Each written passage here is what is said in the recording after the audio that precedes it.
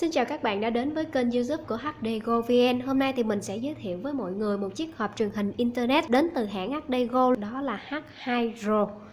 Ở mặt trước ở đây thì các bạn chỉ thấy những cái chức năng quan trọng và cơ bản nhất của chiếc hộp truyền hình Internet này mang lại, đó là khả năng phản chiếu cái màn hình điện thoại lên màn hình TV để cho mình xem được ở trên màn hình lớn, hay là khả năng để trình chiếu những cái video, những bộ phim 4K Ultra HD.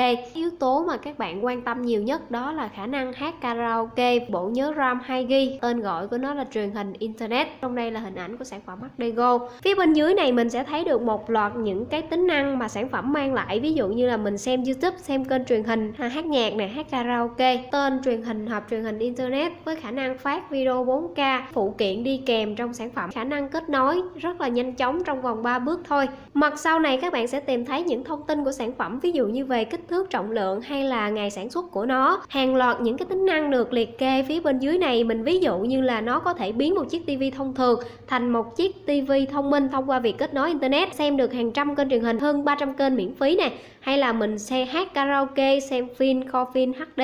Một trong những cái tính năng nổi bật và mình yêu thích nhất đó là điều khiển từ xa bằng điện thoại. Rồi bây giờ mình sẽ mở hộp ra cho các bạn xem cụ thể về cái chiếc hộp truyền hình thông minh này nha. Và đây là thân của HDGO VN H2RO. Có bao gồm những cái phụ kiện như sau. Đầu tiên là có remote điều khiển nè, một dây cáp AV loại 3 đầu hoa sen và một jack 3.5, một cáp sạc, 2 pin tiểu đi kèm ở trong remote, và ở đây mình có một cổng HDMI nữa. Và đây là toàn bộ sản phẩm cũng như là phụ kiện đi kèm trong cái hộp sản phẩm HDGO 4K H2RO này. Bây giờ thì chúng ta sẽ xem qua cái hộp máy này nha. Và đây là sản phẩm HDGO 4K Ultra HD, mã của nó là H2RO. Các bạn có thể thấy ở đây là dòng chữ truyền hình Internet.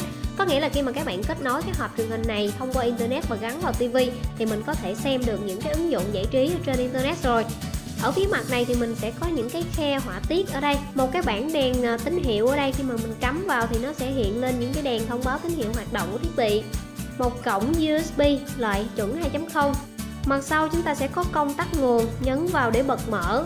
Một cổng nguồn ở đây, cổng USB, vậy thì mình sẽ có tổng cộng là 2 cổng USB nhé. Một cổng AV ở đây, jack 3.5 tương ứng với cái cáp hồi nãy đi kèm ở trong bộ sản phẩm.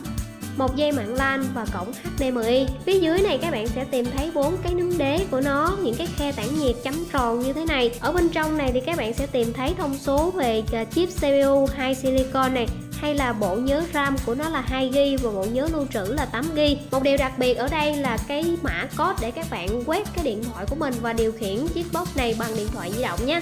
Và đây là giao diện màn hình khi mà mình khởi động cái chiếc H2RO này lên. Các bạn nhìn ở góc bên tay phải phía trên này có cái dấu X màu đỏ là mình chưa có kết nối Internet, và bây giờ mình sẽ tiến hành kết nối Internet bằng cái remote. Cái này nó hơi tối một xíu. Rồi bây giờ mình sẽ nhấn vào trong đó. Nó sẽ hiện ra hai cái mục là kết nối bằng Wi-Fi hoặc là kết nối bằng Ethernet. Chọn vào mục Wi-Fi nè. Góc bên này mình sẽ bật lên, mình sẽ chọn bật qua như thế này. Thì ở đây nó sẽ hiện ra một loạt những cái mạng Internet mà các bạn có thể kết nối được, và bây giờ các bạn chọn vào và nhập mật khẩu vào để kết nối và thôi. Như vậy thì sau khi mà các bạn kết nối thành công thì nó sẽ hiển thị ra cái tình trạng kết nối Wi-Fi ở đây, cũng như là nó cập nhật ngày giờ cho các bạn luôn. Nó sẽ phân chia theo các mục, là đầu tiên mục TV này, hiển thị ra tất cả những cái ứng dụng có trong cái mục TV này. Kế bên thì nó sẽ sắp xếp theo cái mục là TV, thì ở trong đây nó sẽ tổng hợp tất cả những cái ứng dụng mà dùng để các bạn xem clip TV này, Afin này, hay là ứng dụng XTV. Ở đây thì nó sẽ tổng hợp lại những cái app mà các bạn đã cài đặt ở trong cái chiếc box, hay là các bạn muốn cài đặt thêm thì sẽ vào trong phần CH Play ở đây. Nổi bật nhất của chiếc H2RO này là khả năng hát karaoke. Ở đây thì mình sẽ có những cái ứng dụng được cài đặt sẵn ở trong đây để hát karaoke. Về cái phần hướng dẫn hát karaoke này thì mình sẽ có một cái video hướng dẫn các bạn kết nối cũng như là sử dụng, nhớ đón xem nha. Xem cài đặt ở trong cái chiếc box thì mình sẽ vào ở trong đây. Và ở đây có một cái tính năng quan trọng, đây là cái mã code QR. Thì các bạn sẽ dùng điện thoại của mình quét cái mã code này, sau đó mình dùng điện thoại để điều khiển cái chiếc box từ xa nhé. Mình sẽ vào trong đây để kiểm tra một lần nữa về cấu hình của cái chiếc box. Giới thiệu về máy, ở đây nó sử dụng là phiên bản Android 4.4.2 và chip xử lý của nó ở trên đây là 2 silicon 3798. Cảm ơn các bạn đã xem và đừng quên là nhấn nút đăng ký kênh để cập nhật các video thường xuyên của HDGO VN nhé.